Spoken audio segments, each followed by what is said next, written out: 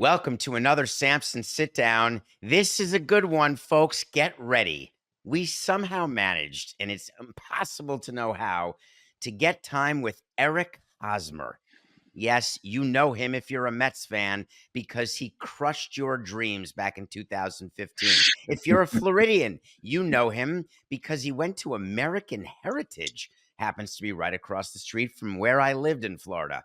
And if you know anything about baseball now, you know that he's got opinions, thoughts, the experience to articulate them, and he is someone to watch and follow in the media space. And Eric, first of all, welcome to Nothing Personal. Thank you for being here. Appreciate it. Appreciate it. And nothing personal to those Mets fans out there. It's almost 10 years, so we can almost officially get over it.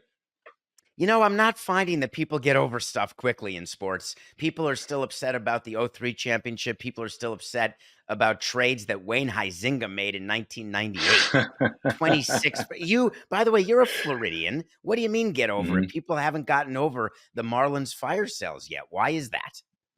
I don't know, man. That's just, it's crazy because there was not as much media as far as Twitter and X or Instagram, social media wise. But yeah, I guess people, especially Marlins fans, they felt like once the team won, it was like we fire sale right after that. But I mean, there are so many good players to come through the Marlins organizations. If you really do go back and evaluate those trades, I mean, you look at what they got in return for some of the superstars, and they were some pretty damn good trades.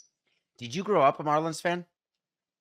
I did. So I grew up Marlins fan. Obviously, Marlins were home. I would always go. I would buy those $5 fishbowl tickets, and I'm surprised I'm admitting this to you, but we would end up sneaking down into one of the first rows of the Damn it. bullpen or somewhere over the dugout, and we pulled it off. I don't know how we pulled it off. And then my father is from New York, up in Cold Spring, close to West Point, and we were, he was a big Yankee fan, so I got to go to the Yankee Stadium for the first time, and that was an eye-opening experience, getting to see Yankee Stadium, the Bronx, the New York fans, and just kind of how they treated everything. So I definitely took a likening to the Yankees, but then that quickly became, and I believe it was '03.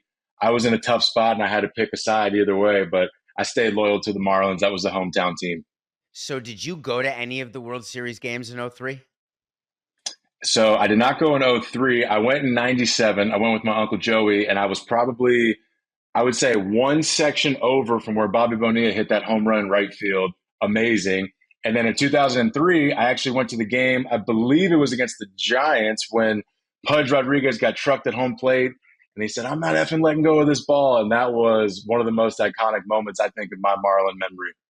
It's funny you say that because people ask what is the best memory from the '03 championship run as president of the team, and people would expect me to say winning Game 6 in Yankee Stadium to win the World Series, or in the alternative, winning Game 7 in Wrigley Field in order Mm. to win the pennant. Some people would say the Bartman game. I mean, what a postseason, come to think of it. But the number one memory for me, because I was sitting 20 feet away right next to the dugout, was the game you're talking about, which is the game 4 of the first round against Barry Bonds and the Giants, the best team in baseball that year. They won over 100 games, heavily favored. And I want to tell you about running a team and a player. So, an interesting perspective. When you go into the playoffs, you have to set your roster, and the rosters Mhm. get submitted to baseball, and then baseball sends the roster back to you. So, we saw the Giants roster before the series started, and we were very unclear why they had an extra pitcher. We knew Jason Schmidt may have been a little dicey, but they carried Mhm. an extra pitcher instead of an extra hitter. And we said to ourselves, they don't no pinch runner on that team. And that's Mm. before the series started. But normally you say things like that and it never matters. It never comes up.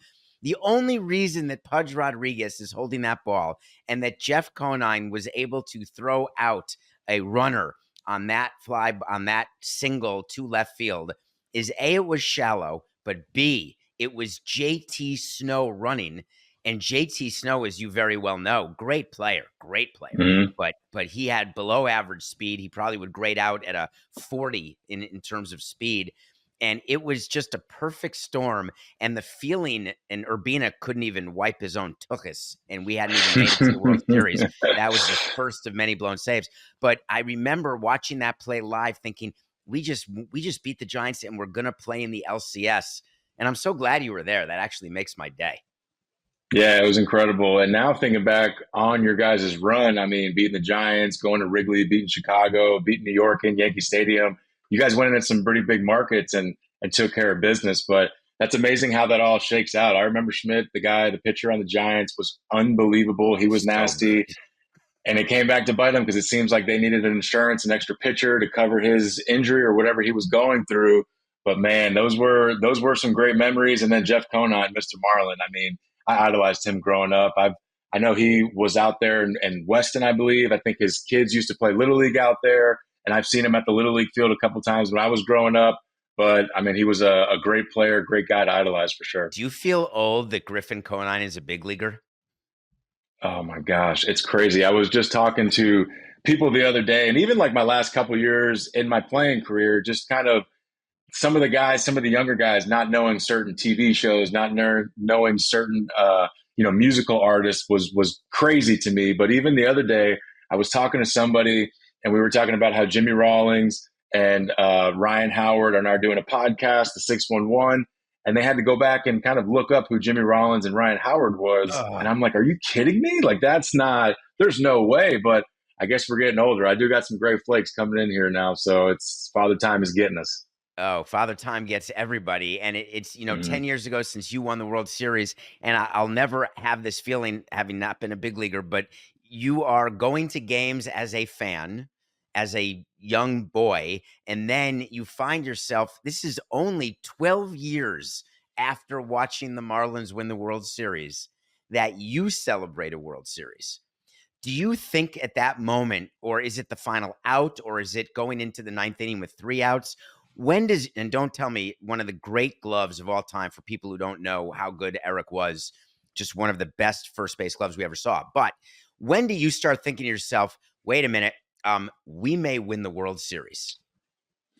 Man, I tell you what, it's one of those where you kind of sit back talking about being old and crusty now. You kind of sit back and reflect and thinking of the whole journey on how we went in 2014 all the way to game seven, lost to the Giants and pretty much Madison Bumgarner, to then bounce back, make it all the way to the playoffs, and then eventually win the World Series.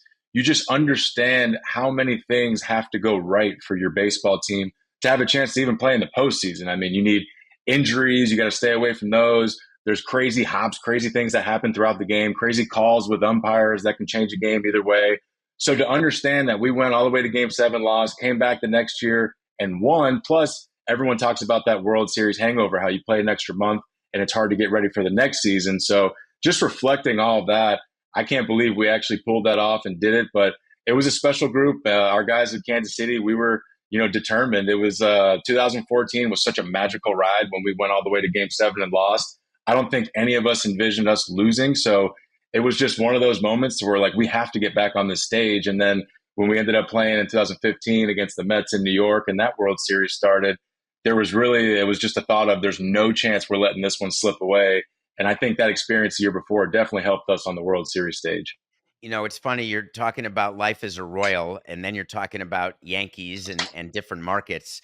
One thing that is inescapable is that you can win the World Series in a small market with a lower payroll than what the Yankees and Dodgers currently trot out there. And so many fan bases, and this offseason has been a great example where the Yankees don't get Juan Soto for 760, the Mets steal him away for 765, and it's as though the world had been set on fire. Like it is the end of the world. And it just makes me smile because one player does not make a World Series. It just can't happen. And your Royals team, our Marlins team, great examples. We had good, deep teams, and it wasn't about payroll because, frankly, Eric, your team was better than the Mets in 15. Yeah, and you realize the process of being a small market team. Our group in the minor leagues, me, Salvador Perez, Mike Moustakas, we were the guys. It wasn't really pressure on one guy to come up and save the organization and get Kansas City back to the playoffs. It was kind of our group. So to realize our group came up through the minor leagues, struggled a little bit in the beginning of our big league careers as the Royals, 2011 to 13, we didn't have really good records as a team. And then eventually making the playoffs in 14 and 15. So the whole process was really special. And you obviously want to win every year. Fans and the whole fan base expect to win every year. But when you do it with a small market, it's such a unique bond between players and fans and the whole organization and fans. I think those big market teams, that's the expectation, no doubt, is to win. And if you don't win, go out and spend as much money as you possibly can to load the team up and do it the next year. But the reality of it is, for small market teams, it's not like that. So the fan base in Kansas City was really glued to our group of guys, especially those young prospects. And then, getting to celebrate with the fans, we became glued to them. And there was such a unique bond we had in Kansas City to, we just talked about before the show, it's going to be a 10-year reunion here coming up. And we were just in Kansas City for the 2014 ALCS reunion. And it was so fun to be able to sit in the stands and enjoy it and see that perspective and hang out with fans and actually have time and have a beer and just hang out. Because obviously when you're playing, stuff's on the fly and you don't have that opportunity.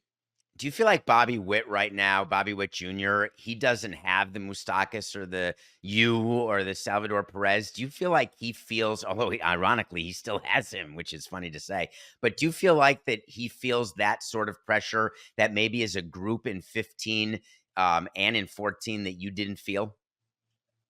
I do, because he got a tremendous contract.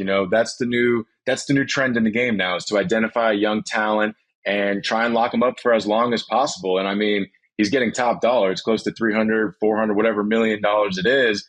And when you look at the deal now, especially after the Soto contract, it looks really good for the Royals. But I certainly think Bobby feels that pressure, because anytime as a player you sign a big contract, you feel like it falls on your shoulders. You have to be the leader of the players. You have to be the leader in that clubhouse to motivate guys each and every day. And during the course of a baseball season, it's 8 months, it's every day. So there's going to be days where, you're either going through something off the field or you just don't feel all the way there and your energy doesn't show the way it should.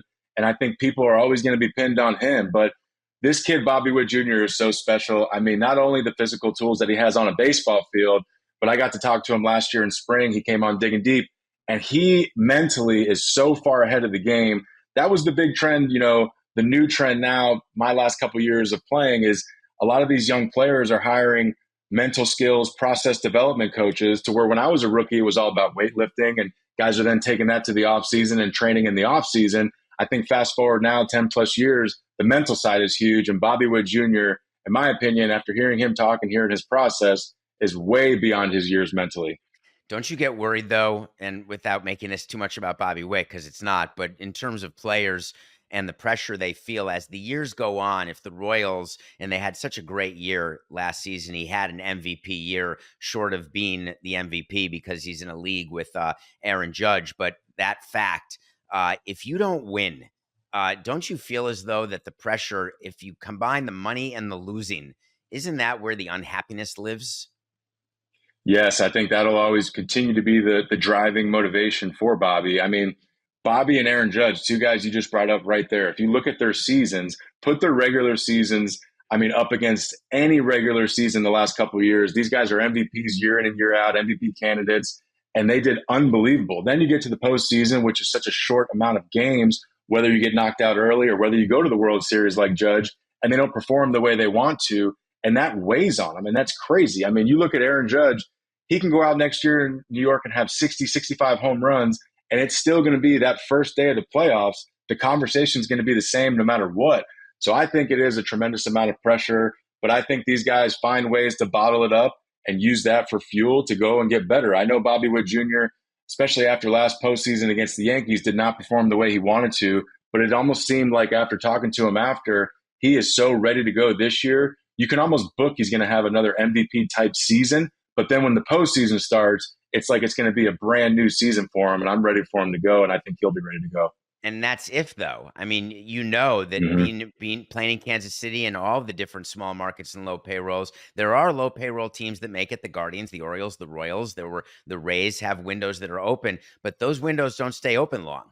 And so it's funny the way you just said it as a guarantee, not a guy, obviously you didn't guarantee it, but assuming that the Royals are in the playoffs, I'm not sure that, you need another Seth Lugo type signing where you've got a player who it's funny, Eric, when you're building a team, I always tell people I don't need a GM to tell me to sign Shohei Ohtani or Juan Soto.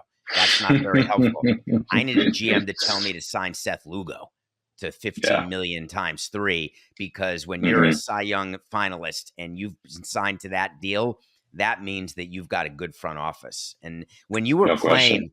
So, one of the things in your career, first of all, you're speaking out of total experience. When you signed with the Padres, did you feel that at all? That when you were going in, because you signed a deal that you were well worthy of signing, you had to leave Kansas City. And when you stepped in there, were you thinking, okay, they're looking at me differently now?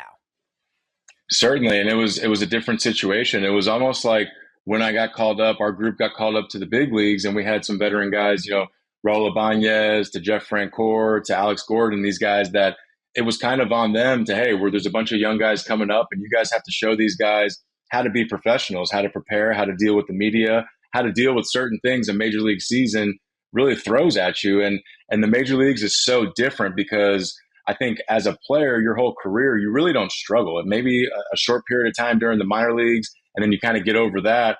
And it's like, okay, I struggled for a little bit, but now I'm good, and there's no more struggling. It's not going to happen. But the big leagues is so different. Like you have to be ready to go each and every year, and it's such a different grind. So I think I put a lot of pressure on myself heading over to San Diego to not only try and perform at a high level, but to do the right things with the guys in the clubhouse. There were so many young guys. I mean, the year before I got to San Diego, there was 3 Rule 5 draft picks that were on the big league roster the whole entire season. And as building a team, that essentially never happens. I mean, you might Too have many. one guy from the Rule 5 draft that can stick the whole entire season and you're trying to keep him in your organization. There was 3. So there was not much familiarity that I had with any of these guys. So I really tried to take time and get to know these guys off the field, get to know these guys on the road, get to know these guys any chance I could. So I certainly felt that that was on me. And then once we signed Manny 2 years later, I felt like, okay, now it's kind of split duties. Manny can handle some, I can handle some. But yeah, I definitely felt that. And I wanted to do what I could for those guys on and off the field. Did you smile, Eric, when Manny Machado signed and he said that he chose San Diego because of their great minor league system? Did you at least smile at all? I did. And everyone's like, man, this is great because Hosmer is starting the trend. He's bringing these guys to San Diego. I'm like, no, I didn't. $300 million brought Manny Machado That's to San Diego. exactly Let's be right. honest about this. But no, I certainly did. And Manny was a guy at Burrito High School down in Miami. He and I, at the time, he was represented by Scott Boras and a guy named Jim Pizzolatto, who was the guy that went out and recruited for Scott on the high school level. So he and I both knew Piz real well. I actually went with Piz my first offseason to watch Manny a couple times at Burrito, watch him play in high school. So we knew of each other, got to meet each other real quick before and after his games, but never really got to hang out or not got to know each other more than that. So getting to know Manny over there, getting to play with him, and just getting to see how talented he really was truly an honor for me. And I'm sure you've heard me say it plenty of times. I bring it up all the time. Manny Machado is a guy that people don't understand how much growth he's had throughout his career, not only on the field, but in the He's clubhouse as well, matured. because he's a leader, man. He really is a leader. He wasn't in the beginning, and he got older. I had that with a player. AJ Burnett was a tough player as a young pitcher. Mm-hmm. And you know what? People grow up and they get older. And it's funny in baseball, you get labeled as a clubhouse problem, you get labeled as a immature player, and it can stick in front offices' minds for a whole career. But when you are with a player and spend enough time, more often than not, there's a maturity that happens. And the greatest thing is when the maturity can happen with the peak skill period, because Mm-hmm. that's when you get the all-star production. That's when you can win, when you've got players whose production matches their maturity. But there's a lot of times in my career and in your career too, where you see players, my God, that player's so good, but he just can't get it together. He's too immature, he's too young, or he's got too many issues. It's really hard to be a big leaguer, Eric. It is. It very, very much is. And it's harder to be a big league superstar because I think Manny Machado and with Fernando Tatis going over there, I was like, It's a okay, this is going perfect to be good. example.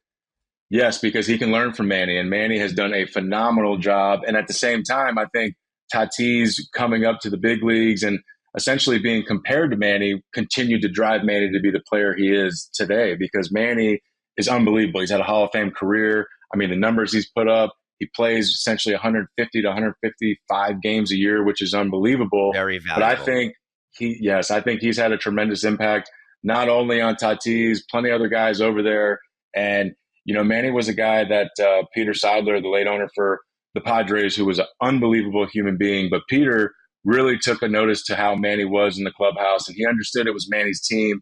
And the bond that Manny and Peter had was special. And I think that was some of the big reasons why San Diego those years when they lost to Philly, whether it was 22, 23, they were all in, and it was fun to watch. And I think Manny and Peter did a great job in collabing to get that team to where they were. Did you ever feel the pressure in San Diego? Because they're with AJ Preller, they often build up. You know, it's funny, they're not talked about like the Marlins, but they change course as often as we did. They'll build up Yeah. and then trade away, and then build up and then see how that goes and trade away, which is not a terrible way to do it.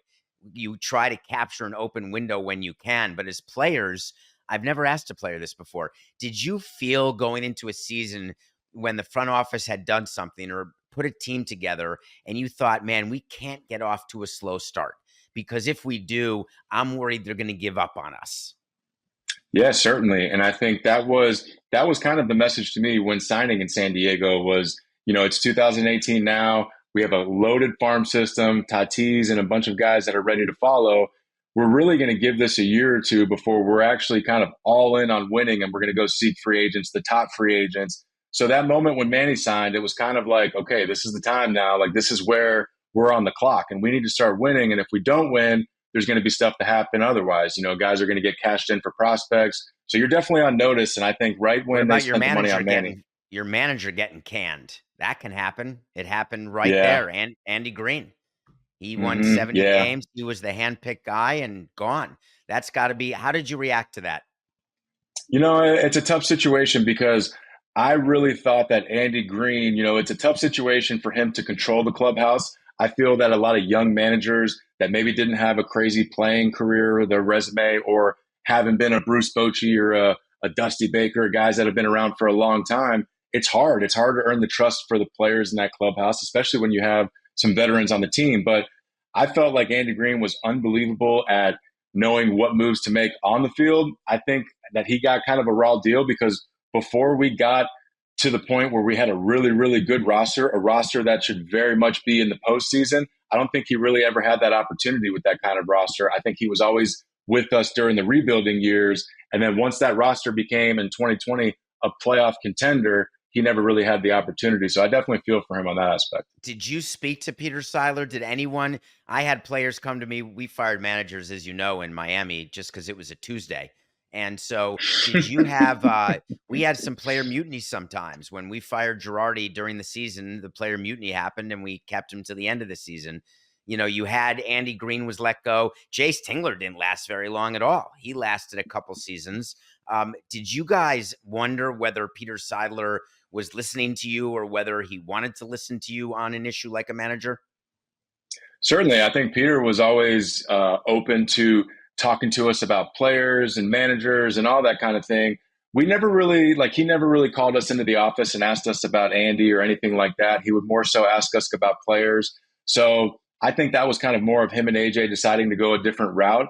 And then when Tingler got fired, I think that was just kind of an obvious move because that year, I believe it was 19. We had it was 21. I'm sorry, the year after 2020, Exactly. the crazy season. But we had, one of the biggest meltdowns the second half you can possibly have. And I think it got to the point those last 2 months of the season where there was clear disconnect between the front office and Tingler and between the players and Tingler, honestly. So I think that was kind of a more obvious move. And I think at that point in time, AJ had gone through two younger managers. And I think it was known that we got to get a veteran presence in here. And that's when Melvin took over. But do you really need the connection to perform, or is that just a good excuse when it just, by the way, teams don't perform every year, as you know, and there doesn't need to be an explanation or a reason. But I would definitely ask when the team isn't performing and you dismiss it or say that it's a disconnect with the manager, how does that explain to me how that impacts your ability to win a game? Yeah, so players are smart, right? You cannot fool players, especially at the big league level. And I think as players, all you want everybody to be pulling on the same rope. So when there's certain moves being made, when there's certain lineups being made the way they are to maybe showcase somebody to eventually get traded or to maybe just for a different reason than solely just winning, I think the players very much are aware of that. So as one of the older veteran guys on the team, you're trying to get guys motivated, you're trying to get guys ready to go. And there's naturally going to be a small group of guys that just kind of aren't into it and know what's going on and are very upset because they might get traded or they're not playing because of a certain reason. So I think that becomes very hard. And at the major league level, I mean, you need everybody pulling on the same rope. You need everybody finding any kind of edge you can to win every single day. So when there's that separation, that's when it becomes really, really hard to win. And then the culture starts kind of going a different direction. And I think at that point, that's when you kind of lose everything. So you say I just want to dig into that a little bit. The culture going a different direction. Doesn't that happen after the losing? So the losing happens first. Do we agree that that's the first thing that happens? And whether there's still a connection with the manager, there's a love of the owner, but there's a team that for whatever reason it's not happening that particular season. When during the season are you saying, all right, it's not a slump anymore? It's not there's a fundamental problem that the team can't win. Are the players picking up on that and then making it a self-fulfilling prophecy? And that's what keeps it going for a whole season long disappointment? Yeah, to me, the major league season now has kind of broken into two seasons. I think as players and even as coaches and manager, you know that you need to, by the trade deadline, give ownership, give the GM reasons to make you a buying team, to not sell off, to make you in the playoff race so you can go acquire whether it's whatever missing piece you have to the team, whether you need a bullpen guy, you need another starter, another bat. So to me, it's like get to that trade deadline. And if you're still in contention, then the team will go out and figure out moves to make you better. And that's where I think that year in 19, it got to a weird spot because we weren't too far out of the race. And we felt that we were kind of hitting our stride as a team, as a young group of players. And then certain guys get traded. You trade your closer, Brad Hand, who I know you're familiar with. And it's like, man, like what's going on here? Plus the message we're getting from the manager is, hey, we're in this. We're trying to do whatever we can to win. Let's go. Let's do this every day. And then all of a sudden that happens. So it's like, whoa, where's the disconnect here? So I think that's where the miscommunication or the lack of communication can get deflating as a player. But at the end of the day, there's no excuse. You're a major league player. You need to go out there and do whatever you can to be ready to play every single night. And that's kind of the reality of what the big leagues is. Can you walk me through then 2022? Bob Melvin's taken over for the Padres, and we're getting to the deadline. You're about, I don't know, 10, 12 games over 500. Things are going fine, and the Padres want to add. And the ad was, speaking of Juan Soto. And people may not remember this. You were in the trade. You were going to be traded to the Nationals as part of the package, and you invoked that amazing sword that your agent so lovingly gets for you, and you invoked your no trade clause. Can you walk me through that? And I will be totally forthcoming with the way that I can have gone at it with Scott over the years, and we've negotiated together, and I've had certain things to say about him, just to explain to people what business is, and he's in the business of money, and I respect that, obviously. Tell me, and let me give you one more bit of background, Eric, before you answer. My first experience in baseball was Scott Boras representing a player, and if you go back in when I joined the Expos, my first year in Miami was 02. We wanted to trade Charles Johnson, and he had a no trade clause. And it was demanded by Scott that we pay $1 million to CJ to trade him. And I said, well, no, like that's totally insane. Why? And because he's moving away from home or the inconvenience for the family, whatever the case is, eventually that trade got done that helped us win a World Series. Tell me in your mind, when you get a no trade clause, why you want it, and then what would make you invoke it? Yeah, so at the end of the day, you just want to protect yourself from having to go to a place you don't want to go. And it's nothing against Washington, D.C., those guys over there, Mike Rizzo, Davey Martinez. I just truly felt at this point in time that they weren't in a position that they wanted to win. And I'm at the point in time where, I'm in my 10th year of my career. I don't want to go through another rebuilding situation. I went through 18 and 19, and to me, it's not fun. You want to be able to compete for a championship year in and year out. So leading up to that, it seemed like it was about 2 years of rumors of me getting traded in spring training, getting traded at the deadline. Didn't happen 1 year. Next year in spring training, kind of go through that cycle again. So at that point in time, it was like, okay, I remember having conversations with AJ, and one day in spring training, it's like, hey, it was a night game the night before. I get a call from AJ. It's like, hey, you're getting traded tomorrow. It's going to be one of two teams. One team is a good city, good team. The other team is a not so good team, but it's a good city. It's going to happen tomorrow, blah, blah, blah. So I get there next day in spring training, nothing happens. It's like 10, 11 o'clock. And I'm like, hey, do I come into the field? What do I do? Blah, blah, blah. End up going in there, and it's really awkward as a player. You go into the locker room. Obviously, the media is going to swarm your locker, start talking to you, asking questions. Hey, what's going on? What are you hearing? You walk into the food room. There's 3 conversations going on at 3 tables. Everyone shuts down, and it's like, out of respect, we don't want him to hear if we're talking about the trade or what we're watching on TV right now. So it got to the point where it's like, AJ, man, like, I don't want to be a distraction here. I feel like I'm taking away from the whole entire group. So if this is going to happen, just make it happen. If not, then let's move on and let's play and, help me out here and tell everyone it's not going to happen. And ultimately, it just never happened that spring. And then we get to the deadline and there's more rumors that are happening. And I'm like, okay, I think after that conversation in spring, I really think it's going to happen now. So I get a call in the morning. It was about 7:38 California time, West Coast. And it's, hey, there's a trade in place to the DC, to the Nationals. It's 4 prospects and then a group of 3 big league prospects, me, Luke Voigt, Will Myers. Will Myers is on the last year of his contract, so DC is not going to trade for Will because that contract's up and they're in rebuilding mode. So you have the option to exercise your no trade. If not, they're going to take from that 3-player pool of big leaguers, so then it probably becomes Luke Voigt. Do you want to go, yes or no? I'm like, no, DC, just right now, it doesn't make sense for me. I don't think they're in Hold on, buying Eric. mode trying to I'm win. sorry, one Yep. second. It was that quick? Are you saying that What's you're when you said no, you didn't call your agent? You didn't call him first and talk about, well, wait a minute, maybe we can get a couple of years tacked on. Maybe we can get some money tacked on. Did you say no without consulting anyone on that initial phone call?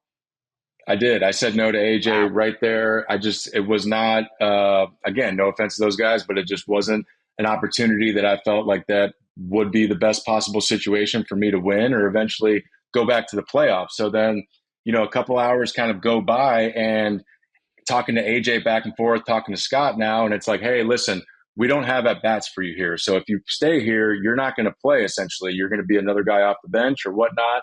And I'm just kind of telling Scott, Scott, listen, I know AJ is going to trade me. Like, I understand you're telling me that there's no other suitors out there for me, but I just feel like AJ is going to pull the trigger this time.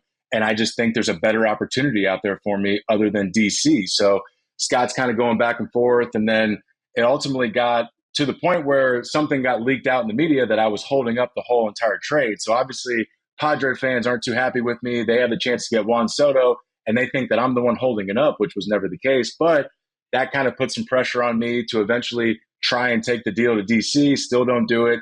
And then ultimately about an hour and a half before the deadline, I'm kind of scrolling through Twitter, just trying to see what's going on. And I see something with the Red Sox. And then literally 5 minutes later, I get a phone call saying that I got traded to the Red Sox, ended up talking to Scott Bloom, who was the GM at that point in time. And that's kind of how that crazy morning went down.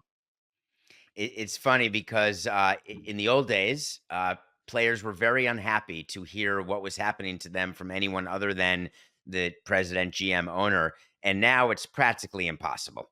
It really, for whatever reason, well, I know the reason, social media is ahead of talking to players. And the reason is that when a trade is happening, and I know you know this, but just for the audience, the league gets involved when there's money changing hands, and you have to submit a letter agreement before you talk to the players that's pending medical approval on both sides.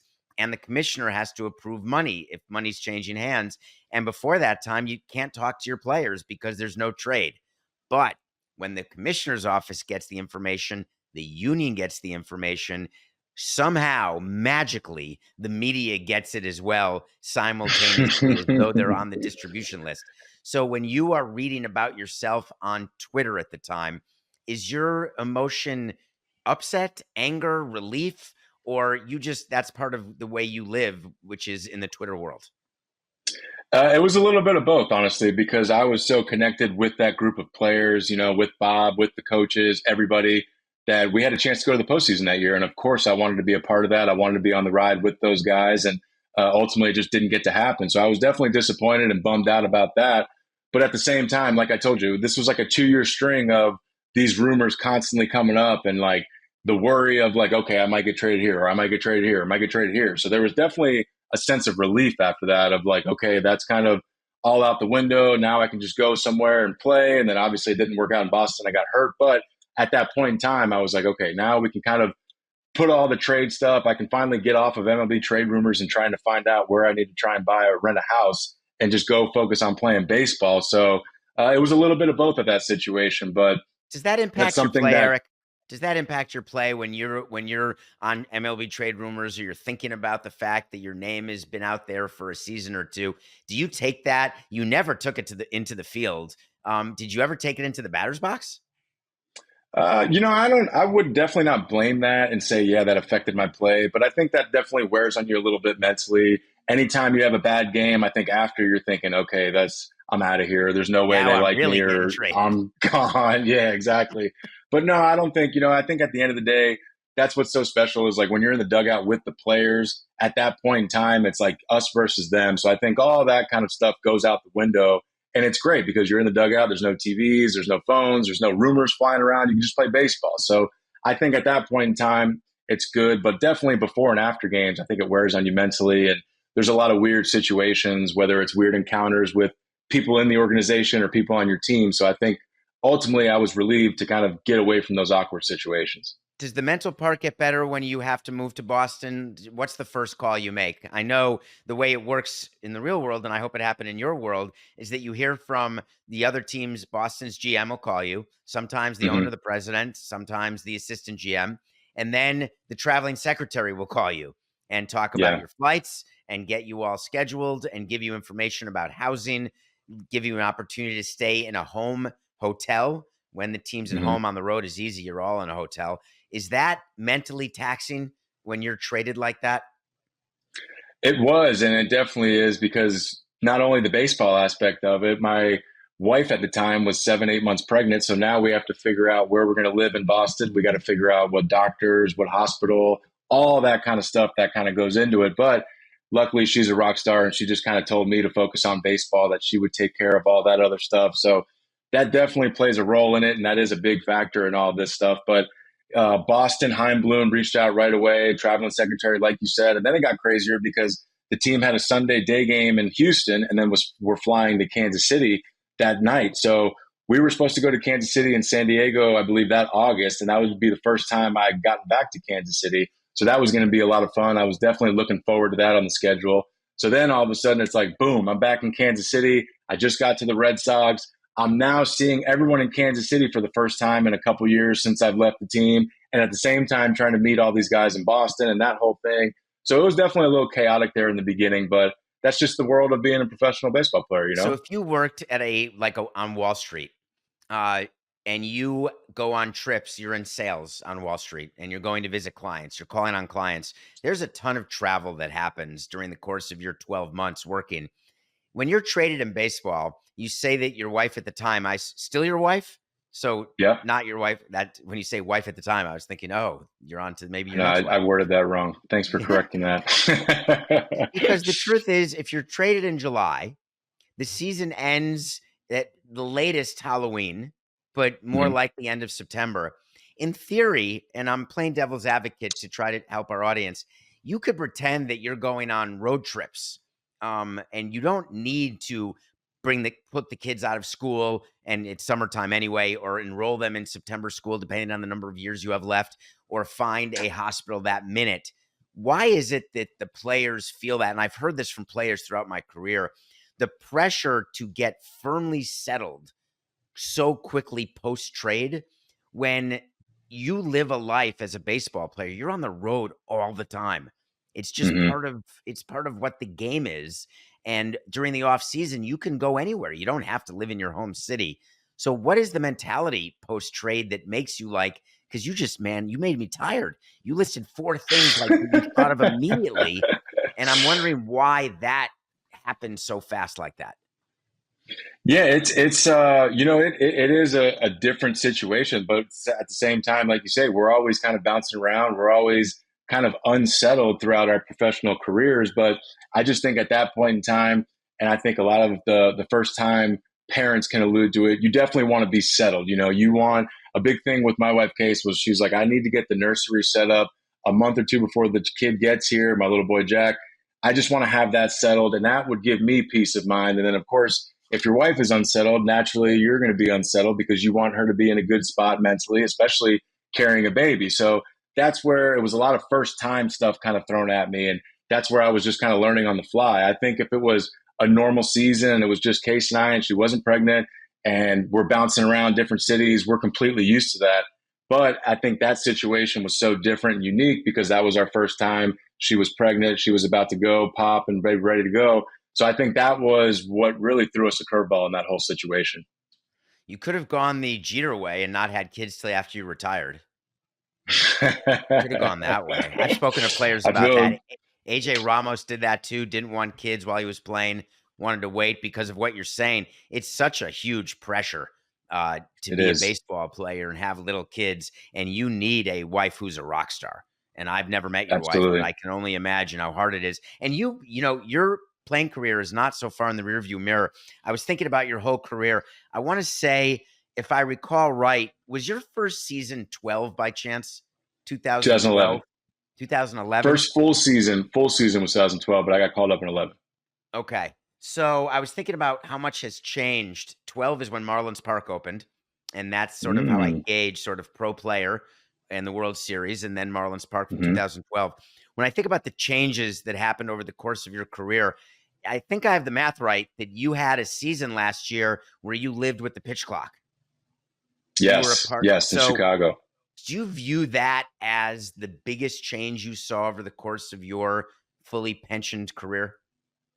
Yes, I think the pitch clock was certainly a different. That was an adjustment for sure. I mean, I remember the first game of spring training. I actually got they struck me out on a violation of the pitch clock, and I was like, "Thank Nice. God this happened here," because if this happened during the season, I would lose sleep over it. But it was such a different adjustment that I think guys were, trying to use that whole entire spring to really get used to it. Because as you know, there's some hitters, and I wasn't one of these guys, but some hitters, I mean, they were Crazy. taking a minute to a minute 30 outside of the box before they got in ready for the other pitch. So that was certainly an adjustment. But I think overall, the last 2 years, I would say, of my playing career, it was almost like it was a different language that hitters were speaking to hitting coaches, pitchers were speaking to pitching coaches because of the analytical stuff that got involved. And it's not knocking analytics at all, but it's like if you're in a hitters meeting my first couple years, it's like, hey, this fastball's got a little cut, maybe a little sink, whatever. He throws hard, it's 90, but it's a sneaky 90, so make sure you're on top of it.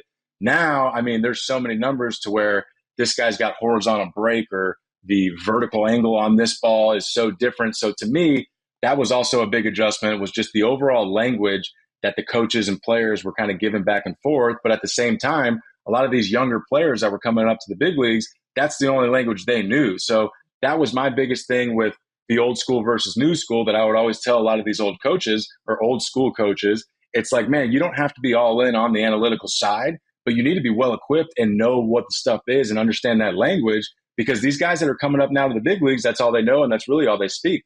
One of my favorite lines in my career, it was Vladimir Guerrero Sr. And Vladdy Jr.'s father, who people may not know, is a Hall of Famer, Oh a yeah. one of the greatest hitters I got to see in 18 years.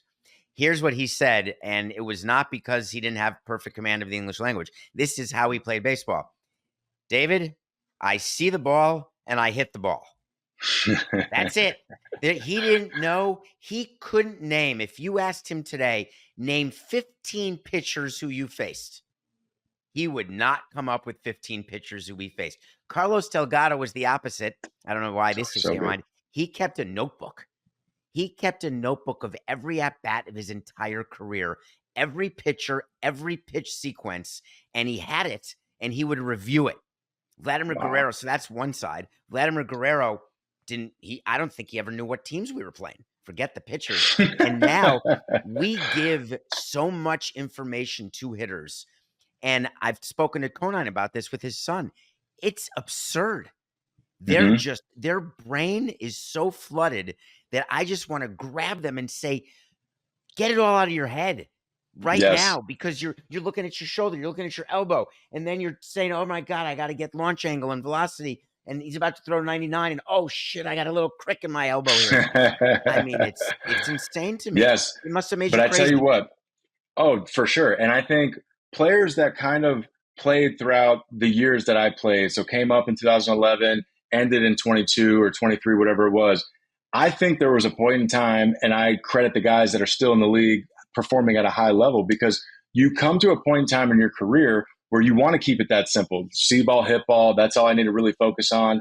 And then at some point, you go through a little bit of a struggle, whether it's a week, 2 weeks, and you're searching. You're searching for anything mechanically, something to just ride on to get you in a good mental spot to be ready to go and figure out how to break out of this slump.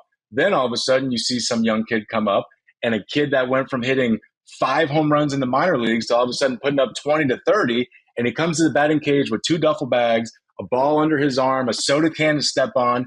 And you're like, what are you doing right now? And he's like, oh, this is my new kind of hitting approach. This is what I do.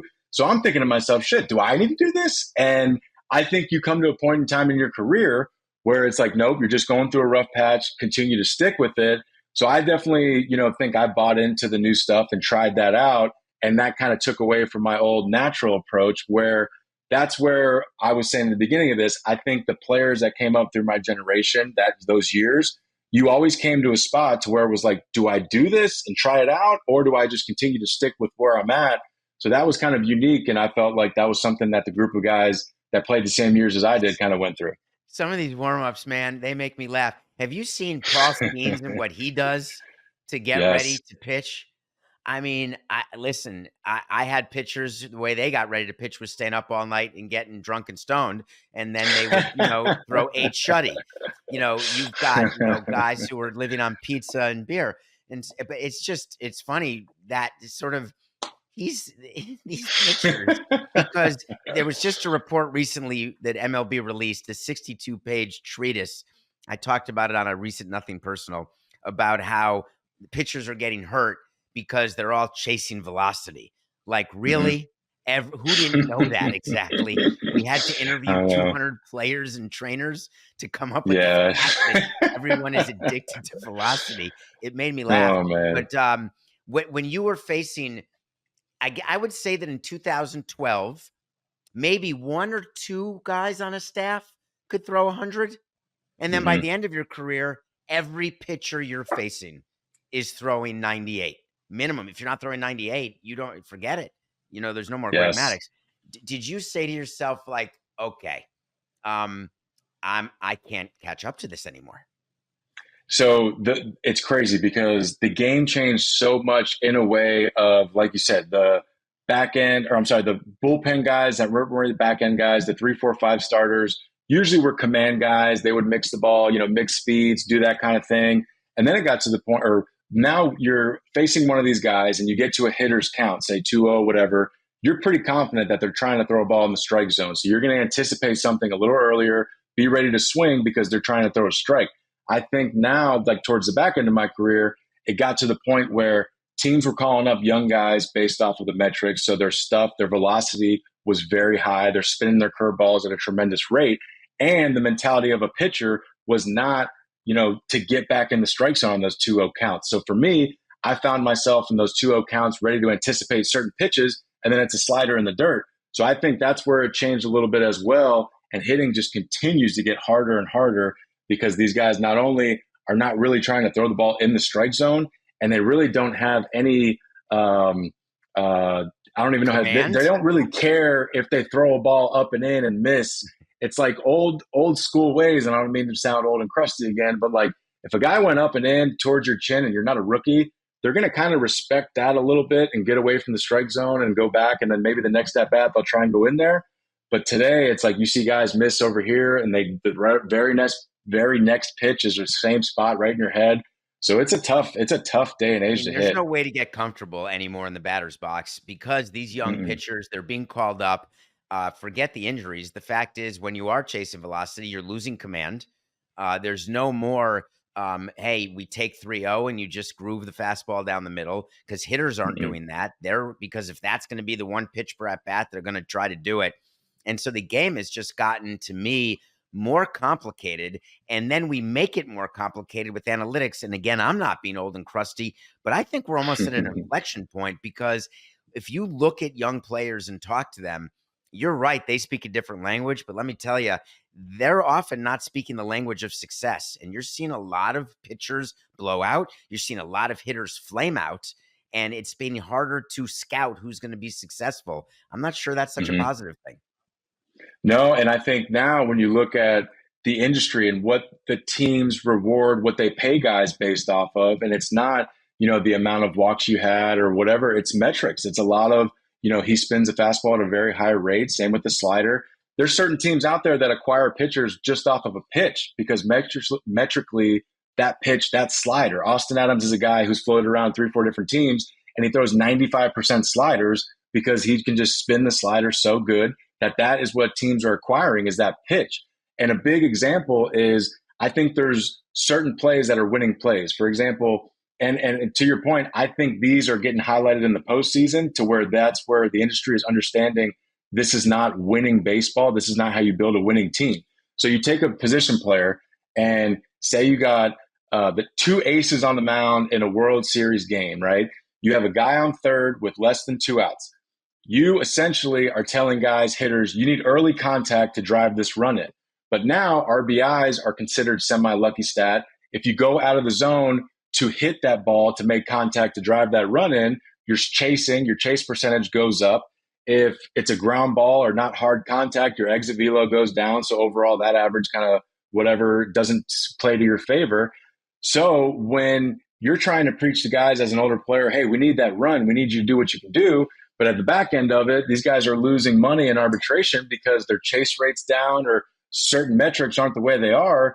That's where it becomes a little bit of a pickle. But to your point, I definitely think that teams are noticing now, especially in October, that you need to play winning baseball. You need those players that know what winning baseball looks like and what they have to do to generate runs or just generate wins in certain situations. Well, Eric, you played winning baseball throughout your career. What a successful career, a world championship ring, and now a successful career in media. We're already out of time. I could have kept going. I barely got to half Same. the stuff I wanted to talk to you about. Eric Hosmer, thank you. Let's do this again, please. Absolutely. Appreciate you. This is fun.